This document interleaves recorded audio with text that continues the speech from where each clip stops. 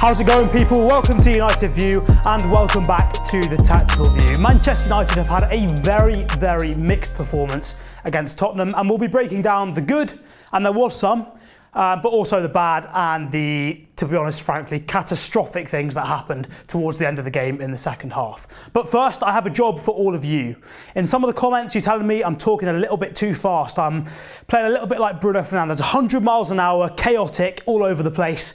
Tell me, today, am I a bit more of a Sergio Busquets, calm, composed, setting the tempo nicely, or any other football player in between? If you tell me maybe I'm looking a bit more like Fred, we might have some problems, maybe Flex will get rid of me, you never know. But yeah, let me know at the end of the show in the comments down below if I've done a better job today, or maybe not so much. But to start with, we will start with the first half. And the way we tend to start these shows is with the opposition team, how they lined up, and how that compared to previous games. So, there were a couple of changes in the Spurs lineup compared to the previous game.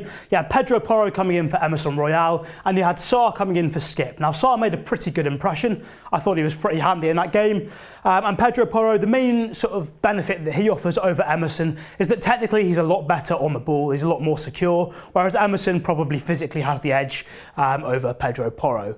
In terms of the way that Spurs set up, I think this is a really important point, and one of the criticisms that I've heard of Manchester United in recent weeks is that you look at Postecoglou, he's only been in the job a short time, and some people are saying, how can it be that Ten Hag's been in the Manchester United job for over a season now, but teams like Spurs, for example, have more identity than us already? So the main reason that that's happening is because whereas Ten Hag relies a lot on fluidity and rotation, so different players are in different positions all the time, with Postecoglou, what you tend to see, as we pointed out in the previous show for Spurs, is that it tends to be quite fixed. So what we saw, and we definitely saw it a lot in the first half, is you see when the Spurs have got the ball, you have Son and Kulusevski getting really wide, Richarlison sort of high up, pinning one of the centre-backs. You end up with Maddison and Sarr, or the opposite midfielder, in the half spaces there, pushing up to create a front five. Obviously, the idea there is to outnumber an opposition back four, so that's relatively straightforward. But then what happens behind that is incredibly distinctive, and it makes it really easy to see straight away what's going on. So what you see,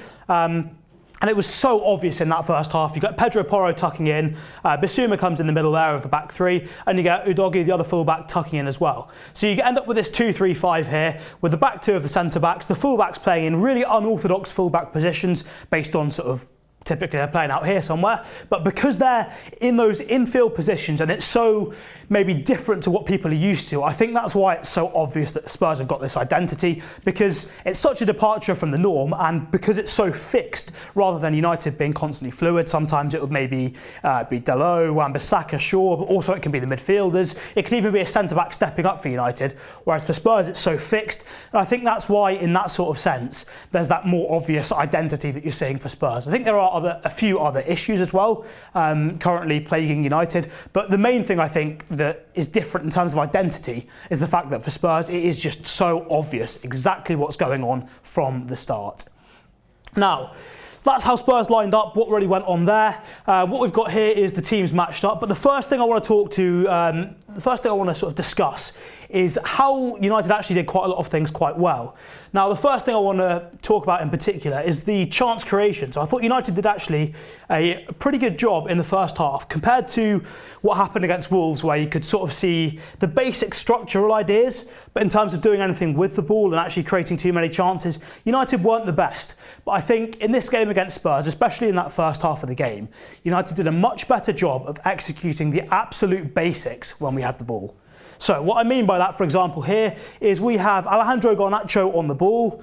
I have a pen, so that will let me draw on stuff. So we've got Garnacho on the ball here, which is nice.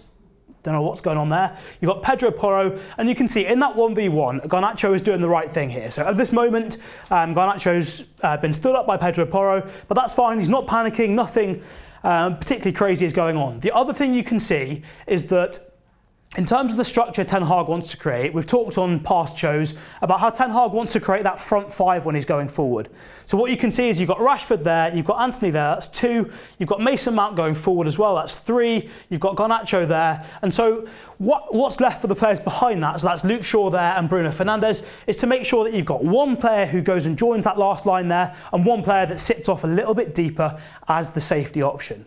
Now, if you've watched the Tactical View segment we did on Thursday last week, and there was a big discussion about what happened against Wolves in terms of one of the reasons why the midfield was so open for the entire game. And that reason was that players were just all flocking onto the last line without being that safety option to offer that pass backwards where it's needed, but also then to be that option in case United lose the ball, you're at least the right side to press from goal side rather than trying to hunt from beyond where the ball is. So you'll see that as the move develops. So it's really important here that Bruno and Shaw, one of them goes onto the last line, but one of them is sensible enough to have the awareness of what's going on around them and just sit a little bit deeper. So that's the situation. Garnacho's on the ball, fixed up the fullback 1-versus-1, and we'll move this now on to the next shot of the sequence. So what you can see in this moment here is, firstly, straight away you can see Luke Shaw's made that overlap, which I really like, because he's seen that Pedro Porro got fixed by Garnacho, and at that moment Kulusevski's worried about Luke Shaw, but he's put the burners on, got round the outside, and now Porro's got to worry about what's outside him. So what Garnacho's done,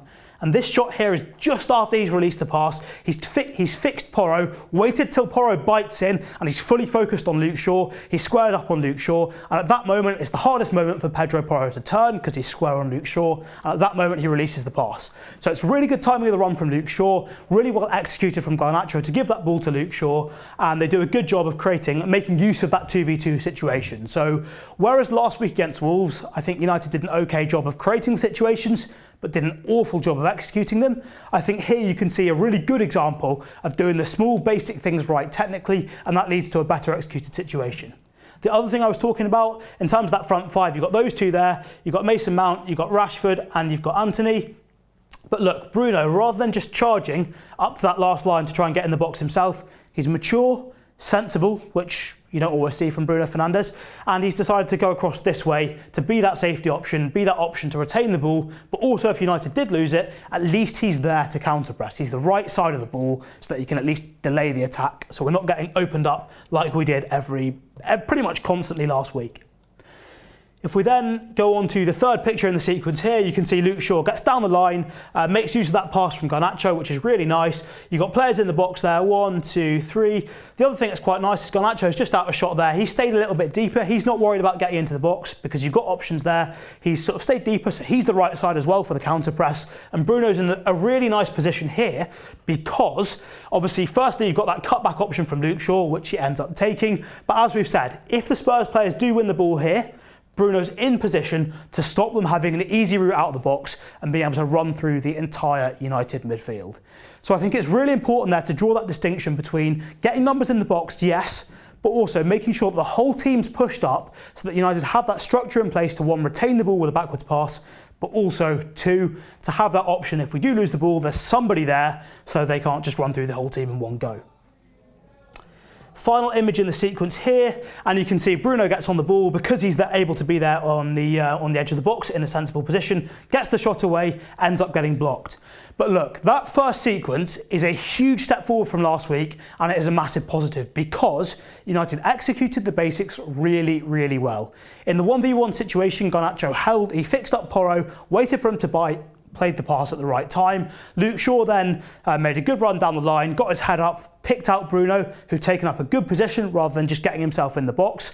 And I think that's an example of where you can see United have genuinely improved over the last week. So you can see that that's probably one of the things that in training they've been working on in terms of executing those situations and actually being able to penetrate in those situations where we do have the right numbers, we've got someone overlapping, and we're actually able to create a chance out of it. So that was really nice. So that's positive number 1 from the first half. Positive number 2, I think, has to go down to the pressing that United employed. So the basic scheme, as we mentioned earlier, from what Spurs set up and how they do things with the ball, is we've got Vicario on the ball there, the goalkeeper. The way Spurs set up, you've got Sarr tends to push on. So you've got Kulusevski and Son nice and wide. You've got Richarlison sort of between the centre-backs or pinning one of them. You've got Sarr pushing into the half space, Maddison pushing into the left half space. And you get the fullbacks tucking in like this. You then end up with Bissouma here, so you've got that 2, you've got that 3, and then you've got the front 5 there. Now, the way that United dealt with this situation, and actually Spurs made it a little bit easier for United to press, given some of our weaknesses, is that what we did was we had Garnacho dealing with Pedro Porro, Antony dealing with Udogie, and we had Fernandes dealing with Bissouma. Now, this was their sort of main idea to start with in terms of the block shape. So Vicario's got the ball, not taken anything yet, not looked to pass it either way. That's the basic block shape that United started out with. And from this position, Casemiro usually dealt with Maddison. Mount sort of here able to back up the press, but also to come back and deal with Sarr. And then obviously whichever side it goes down, the United defence can shift across and deal with the numbers as required. Now, as soon as that ball went out to one side, what you saw was a little bit of a sort of a swing effect from Rashford and Bruno. So if the ball went out one side, Rashford will go out to press. If the ball then went out the other side, Rashford would drop back onto Bissouma and Bruno would go out to press there. So it was a nice sort of shape from United in the sense that I don't want to sort of sound bad here in terms of it limits the running that Rashford and Bruno had to do. That's part of the reason we used that type of press. But obviously, it's not like conserving Rashford's energy was particularly worthwhile, given he didn't really challenge much, didn't really operate much, didn't really want to win the ball much in the air, didn't really do too much in the duel. So conserving Rashford's energy, in theory a good thing, in practice probably made zero difference. But anyway, that was the idea. Where things went a little bit wrong, where things went well first was that when Spurs did find those balls into the fullbacks, obviously as was mentioned by the commentators a few times, if you've got fullbacks in the midfield area, they're used to receiving the ball out here, only having the game in front of them or sort of like one side of them. So it's a completely different ball game to receiving the ball inside here, where you've got things happening all around you and you've got to receive on the half turn and try to play forward. So it was a bit challenging for the Spurs players in this area. I think they'll get better at it as they get asked to do it more and more and more under Postecoglou, but there were moments when Antony and Garnacho were able to turn the ball over by just nicking it off the fullbacks, and it was a shame United weren't able to actually create too many clear-cut chances out of it. Now, where things did go a little bit wrong from time to time was that, so once the ball went out one side, let's say it goes out that side, you've got Bruno going out to press, you've got Rashford there. The difficulty that United had was, because whoever was the striker here was left in a 1v2, so in this midfield there against the Spurs 3, you've got 3 United players, but that means that against the 2 centre-backs you've only got 1 player. What it meant was that when the ball was then transferred out the opposite side, Garnacho in this situation would often jump onto Romero, as he was instructed to do. That's not just him interpreting things. It was the same on the opposite side with Antony, but he would jump onto Romero, and what that would then leave is Pedro Porro potentially free here. So that would leave Mount with a decision to make whether he jumps there to Porro, and if he did, then potentially Sarr was free because Kulusevski often stayed really high to pin Luke Shaw. So that meant that Sarr was often free in this area. Now, one issue that United have had frequently with our pressing is that sometimes we leave players exposed in this, or we leave plenty of space for players to receive it in this fullback area because we leave these gaps and we don't fully commit to the press. So some teams you might see Luke Shaw or the fullback there jumping to deal with whoever's in that area and the rest of the defence shift round. But United don't always do that, and that could be a problem, and there's something that we'll see more as we go on to talk about the second half instead. But before we go on to the second half, we'll just quickly have a look at what that looks like in terms of the game itself. So you can see in this first image here, we've got one of the centre-backs on the ball. You can see Rashford's gone across to press, Bruno's dealing with Bissouma there, and you've got the other Antony dealing with Udogie, and you've got Garnacho there dealing with Porro. So you've got that 3v3 as we talked about, but then this is the 1v2. So Rashford in this situation pressing the left centre-back, and that leaves the right centre-back open there. So if we roll that on then to the next image, what we see is as the ball goes out the other side, we see that sort of swinging effect that we talked about. So whereas Rashford was pressing the centre-back this side, he now, as the ball gets transferred, deals with Bissouma, so he drops in again. And you have Bruno then going across to deal with the centre-back on the opposite side. Still got Antony dealing with Udogie, but look at Garnacho here. Rather than being goal side of Pedro Porro here, he's now ready to jump onto the other centre-back if the ball comes back out that way. So that was where United's press got a little bit disjointed, and that is an important thing to bear in mind for what happened in the second half with Spurs' tactical changes. So we'll roll that on now to the third image and we'll see what sort of happened there. So yeah, on this third image here, you've got the same sort of idea. So you've got that ball going back to the keeper, ready to be switched across, and you can see Garnacho's jumped. He's gone already, and he's ready to deal with that opposite centre-back. Mount's then pushed up on Pedro Porro, which is okay because the distances were relatively short between them, so it's an easy sprint. You've got Casemiro dealing with Maddison as he dropped in, that's no problem. Antony still dealing with Udogie. You've got Rashford there on Bissouma, a little bit too far away from him for my liking, but that's a different story. And as we said, Bruno dealing with Van de Ven. So bear in mind, it's that issue of when the ball gets switched from one side to the other, the winger jumps, and that leaves an enormous amount of space here where Sarr and Kulusevski both are. So that's the first half, and that is all of the good news, because from the second half, the moment it kicked off, things started to go terribly, terribly wrong. Now, part of that is due to Spurs' tactical changes, but part of it is indicative of a much, much bigger problem that Manchester United have got. And if this problem develops in the way I think it might, it could be a very, very long season for United. It could be catastrophically bad for the season. So we'll deal with the Spurs tactical changes first. So we've talked about how they set up in build-up in the first half, that 2-3-5 shape that they had.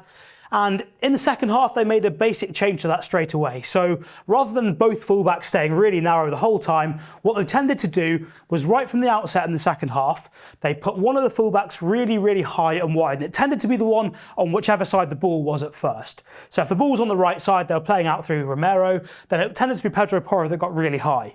Now, the difference this made was that previously, when you had Pedro Porro narrow, let's say, if Romero gets the ball here, in terms of options, basically everything that he's got going forward is blocked off by a United player, because these Spurs players were so narrow and so compact and so close together that it meant the United players were as well, and so pretty much any pass through the centre of the pitch was really difficult to pull off, and if it did happen, it was really easy to read for Mount following Sarr and Casemiro following James Maddison in. So what Spurs were doing inadvertently, by bringing their fullbacks so close together and inverting them, they're actually making it much easier for United to press. Whereas in contrast, in the second half, when you got Pedro Porro really high and really wide, what that means is that Garnacho's job then, if he's starting on Porro, and we have that same sequence as last time where when the ball comes back across, he's got to then jump onto Romero.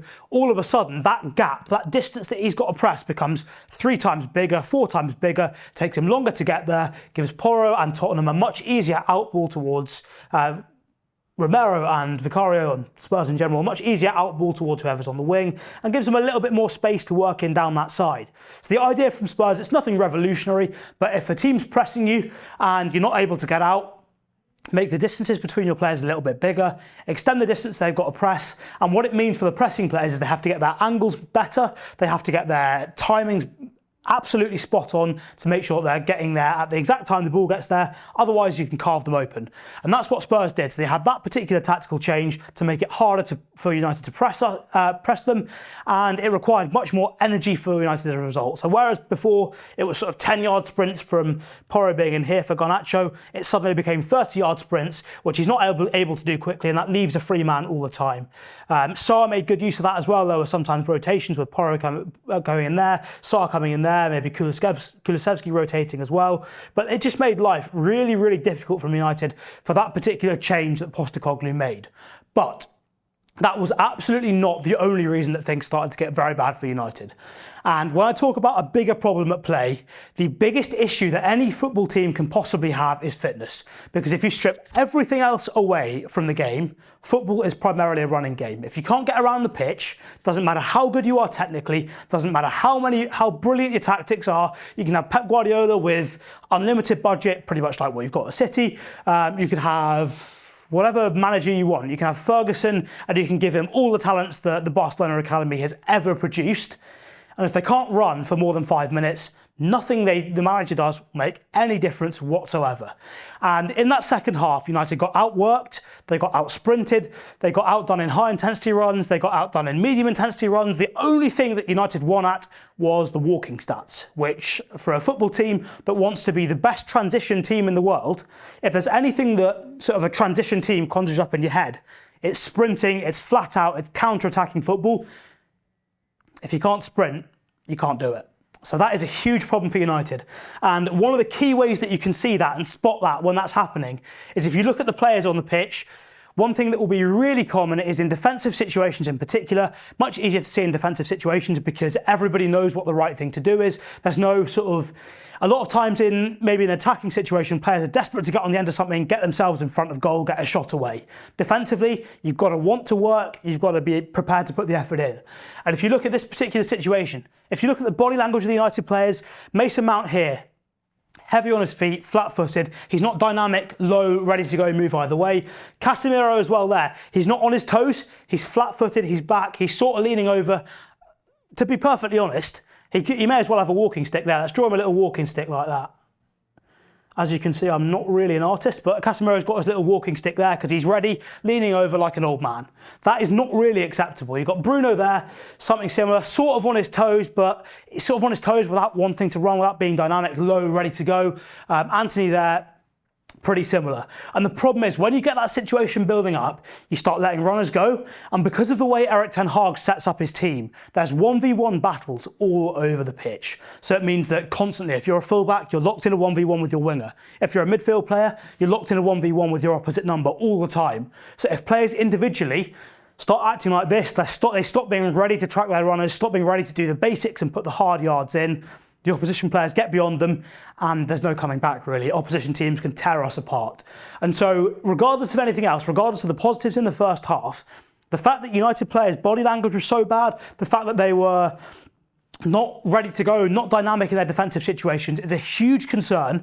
And for me, the way fitness is, it takes a while to build up. And the problem is, once you start the season, if you, let's say, do really intense fitness work during the week in between games, that's going to affect you on the match day. So unless Erik ten Hag and the coaching staff are prepared to say, right, we'll sacrifice the next 2, 3, 4 games to get the fitness sorted, so that by the time we get into the intense fixture run by October, November, December, January, we're ready. Unless that happens, which is a difficult decision to do, and I'd have to recognise this issue right away, I think United could be in for a problem. And Chelsea had it last season where their players couldn't run. At Old Trafford, for example, Chelsea were actually pretty good for 20, 25 minutes. Of course, United had all sorts of problems with overlaps, rotations, getting cutbacks into the box, but then they couldn't run after that. And so the good tactical plan they had, they couldn't execute because they couldn't get around the pitch. It is a huge problem, and I'm really hoping it's a psychological fact, maybe psychological impact,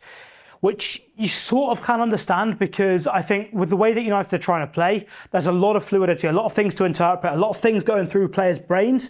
And at the moment, the amount of times that United are losing the ball, even in the first half in good positions, every time you lose the ball, you've got to suddenly adjust from what you're supposed to be doing in possession to what you're supposed to be doing out of possession. And the more times you switch, every time that switch happens mentally, it's going to be slower the next time. And so I guess you can get a bit of mental fog, a bit of mental fatigue.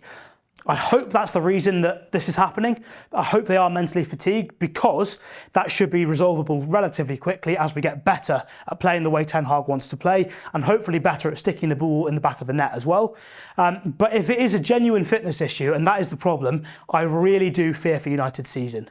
Now, I do often come on here and try to be I always come on here and try to be as honest as I possibly can, and I don't normally overreact after losses or after victories, but if there is a fitness issue, it is very bad news for the season. So I thought I had to say that in this particular one. Now, this example here is something that really irritated me right the way through the second half, and it's a symptom of the problem we've just spoken about.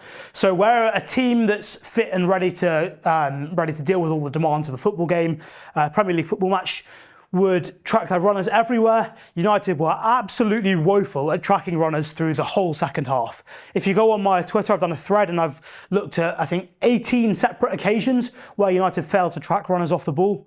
It happened far too many times and Spurs got in constantly as a result.